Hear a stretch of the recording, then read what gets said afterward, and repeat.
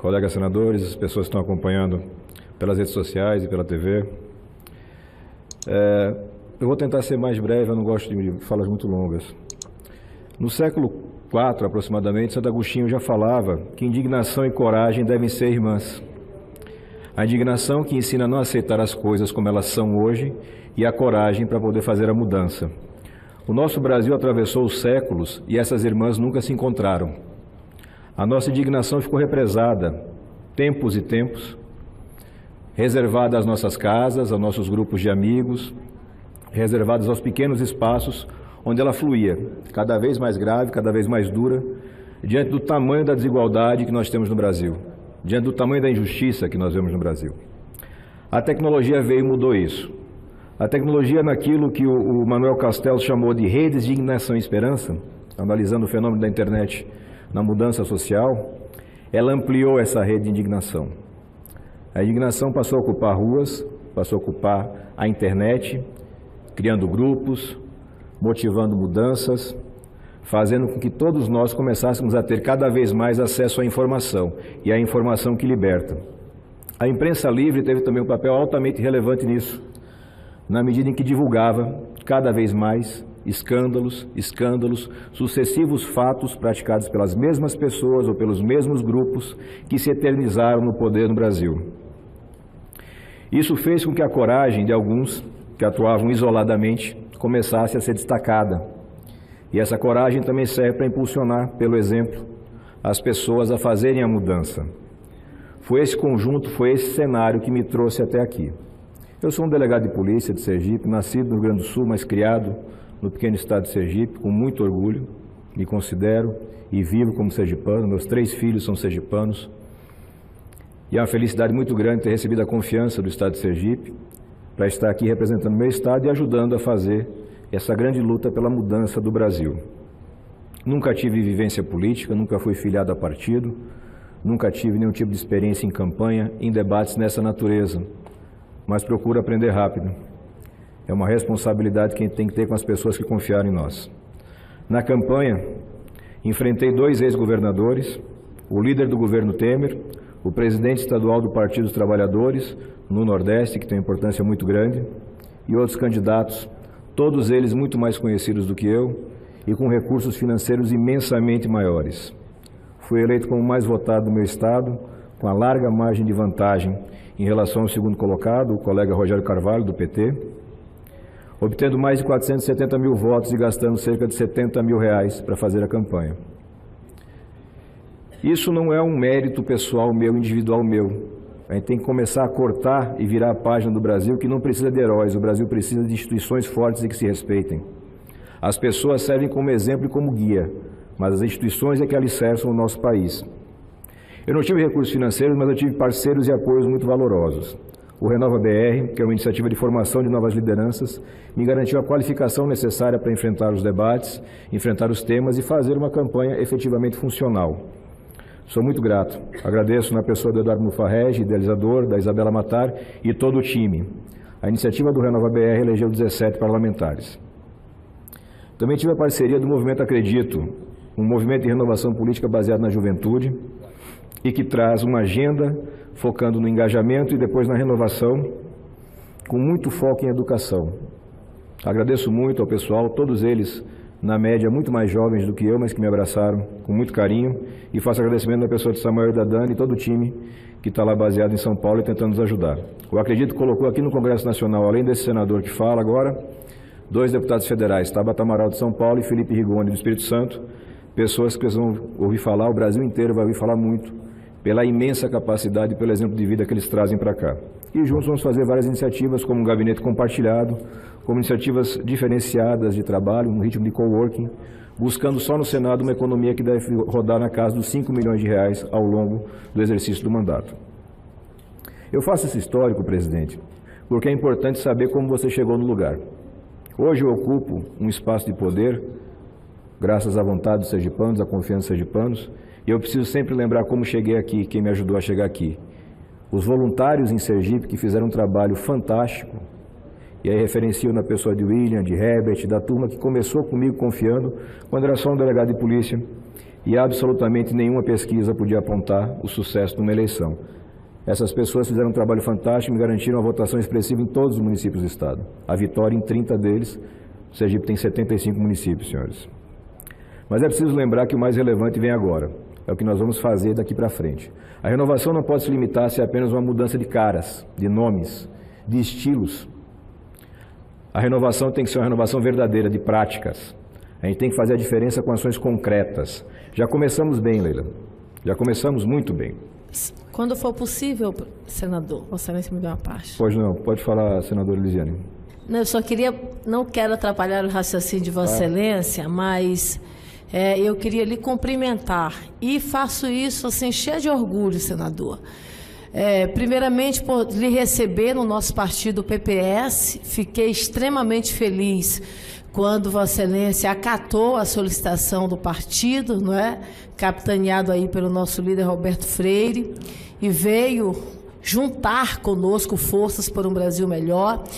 E Vossa Excelência representa exatamente essa renovação que o Brasil está vivendo, não é?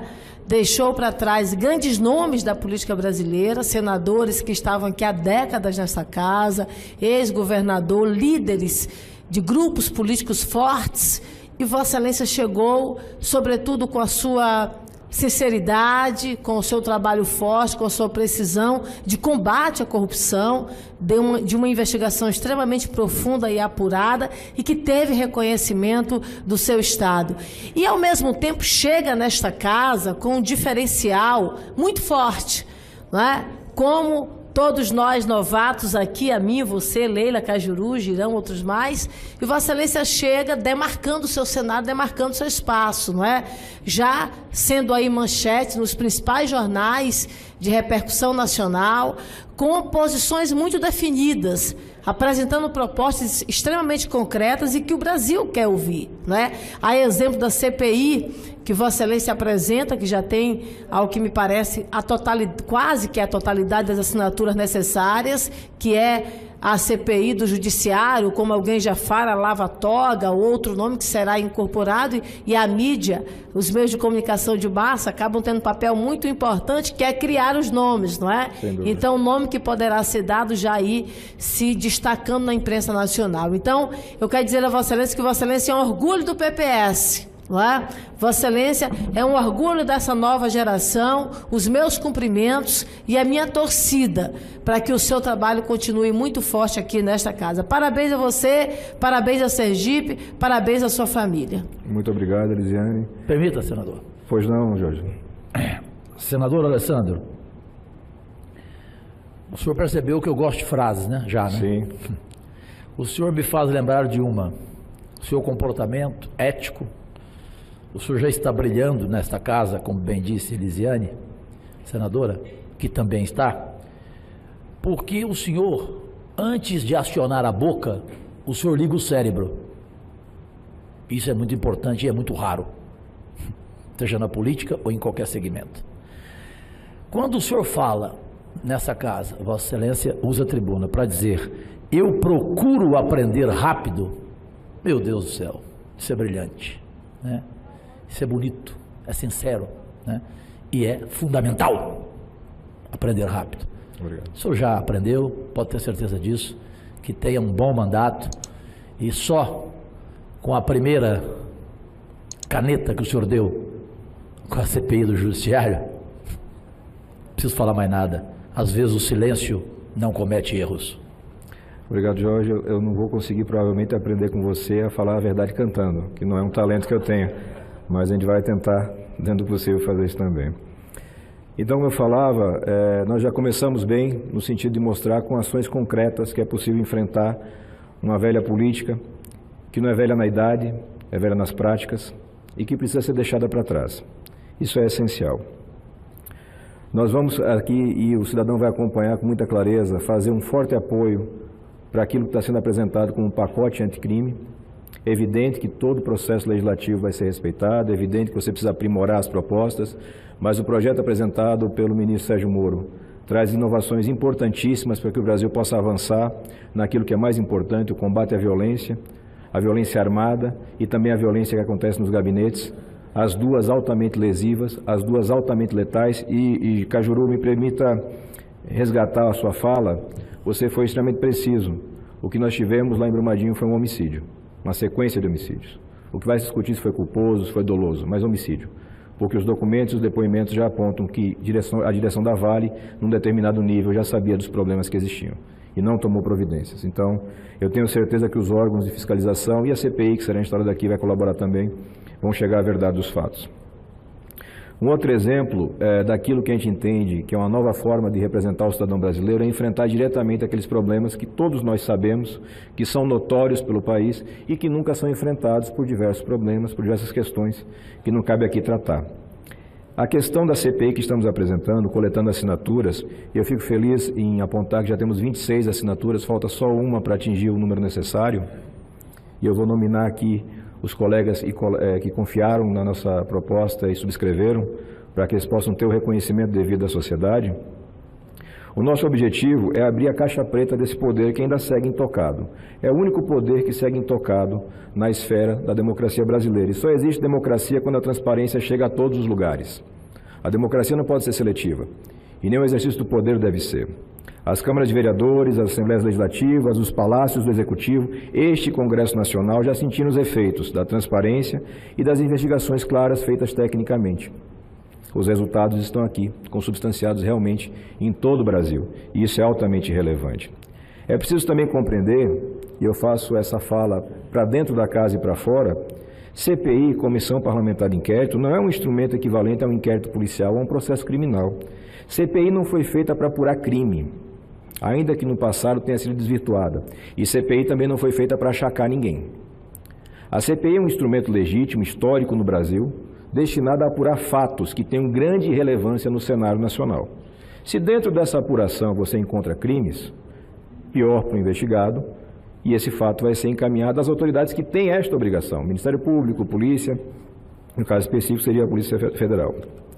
Isso é absolutamente indispensável. A gente tem essa clareza do que é uma CPI, essa clareza do que a gente pretende fazer aqui. Ninguém pretende substituir o papel do Ministério Público, ninguém pretende substituir o papel da Lava Jato, são atuações independentes. A gente precisa resgatar o respeito e a credibilidade do Legislativo brasileiro, que esse respeito é respeito aos nossos eleitores, certo? Os fatos que a gente pretende apurar, também para aproveitar o espaço e comunicar ao Brasil inteiro, são muito objetivos. O uso abusivo de pedidos de vista, expedientes processuais para retardar ou impedir a prestação jurisdicional, e todos nós conhecemos dezenas e dezenas de casos de liminares monocráticas que permanecem por anos e anos a fio. Posso indicar várias delas, nomino apenas a liminar que manteve o pagamento do auxílio moradia, que ao longo de 4 anos se manteve absolutamente incólume e até hoje não foi a julgamento do Pleno, apesar de ter sido suspensa pelo relator ministro Luiz Fux, após negociação salarial, o que em si já é um absurdo, e é um absurdo que precisa ser mencionado. Nós temos também o cotidiano desrespeito ao princípio do colegiado. Os nossos tribunais superiores se transformaram num aglomerado de decisões monocráticas, o que gera uma loteria. Se o cidadão que vai apresentar uma ação é sorteado para o ministro X, ele tem uma decisão para um lado, se é para o ministro Y, para o outro. E o colegiado já decidiu o assunto e eles desrespeitam. Isso precisa ser resolvido, e para resolver isso a gente precisa estudar, compreender e propor eventualmente uma lei. Julgamentos contraditórios para casos idênticos. O nosso judiciário é pródigo nisso. Nós temos decisões de habeas corpus, para dar um exemplo, onde o cidadão foi pego com uma pequena quantidade de droga e é mantido preso pelo Tribunal Superior, e nós temos aquele que roubou milhões e que é colocado pela porta de fora em minutos para uma decisão. E isso precisa ser denunciado, aclarado, apurado, e temos que criar aqui mecanismos para evitar que isso aconteça. E por último, a participação de ministros em atividades remuneradas que são incompatíveis com a lei orgânica da magistratura. Quem escolheu o sacerdócio da magistratura, de altíssima relevância, e eu tenho a necessidade de expressar aqui, tenho vários amigos magistrados, tenho imenso orgulho, imenso respeito pelas pessoas que prestam a jurisdição, mas quem escolhe esse sacerdócio não pode ficar rico. A Heloísa Helena, não falando de judiciário, mas falando da política, tem uma frase lapidar naquele estilo dela, bastante duro. Se ficou rico na política é porque roubou. Bem o estilo da Heloísa Helena. Se ficou rico na magistratura, está desviando da sua atividade. No serviço público em geral, o funcionário público tem um recebimento por mês e várias saídas. Normalmente falta dinheiro no final do mês. Não dá para enriquecer sendo funcionário público. E mesmo o ministro da Corte mais alta é um servidor público. E ele tem que ser lembrado disso, e é para isso que a gente quer ter uma atuação firme do Senado Federal. Rui Barbosa, que é o patrono dessa casa, já dizia que a pior ditadura que se pode ter num país é a ditadura do judiciário, porque contra o judiciário não há quem recorrer. É preciso ter isso muito claro. Apenas o que nós queremos é a possibilidade de aclarar a atuação jurisdicional. Nós precisamos garantir que no Brasil absolutamente ninguém esteja acima da lei. Ninguém. Eu não estou acima da lei, vocês no plenário não estão, nem nenhum ministro de tribunal algum. No dia que a gente conseguir essa realidade, estamos muito próximos dela, no dia que conseguirmos essa realidade, aí sim o Brasil será uma democracia. É nesse país que eu quero criar meus filhos. É esse país que eu quero deixar para o futuro. E eu vou estar aqui todos os dias, ao longo de 8 anos, trabalhando para que isso aconteça. Como eu disse, é impositivo para mim mencionar os colegas que tiveram a coragem de subscrever comigo. Marcos Duval e Elisiane, colegas do PPS. Regufe, Capitão Stevenson, do Podemos. Eduardo Girão, Álvaro Dias, Selma Arruda, juíza Selma Arruda. Fabiano Contarato, Tasso Gereissati, Cid Gomes, Jorge Cajuru, Cátia Abreu, Soraya Tronic, Randolfo Rodrigues, Leila Barros, Sérgio Petecão, Lazier Martins, Major Olímpio, Eduardo Souza, Luiz Carlos do Carmo, Rodrigo Cunha, Plínio Valério, Jaime Campos, Luiz Carlos Reis e Telmário Mota. Falta uma assinatura para quem possa protocolar e registrar e fazer com que a democracia brasileira avance, porque é assim que ela deve ser. Muito obrigado pela atenção de todos vocês e vamos caminhar juntos. Parabenizo Vossa Excelência, quero já antecipar aqui a assinatura também, concordo plenamente com Vossa Excelência. E já anuncio e chamo imediatamente a nossa próxima oradora, a nossa senadora Elisiane Gama, minha colega da Câmara, do PPS do Maranhão. Agradeço muito a sua manifestação também de coragem e já registro que será protocolado imediatamente o pedido de CPI.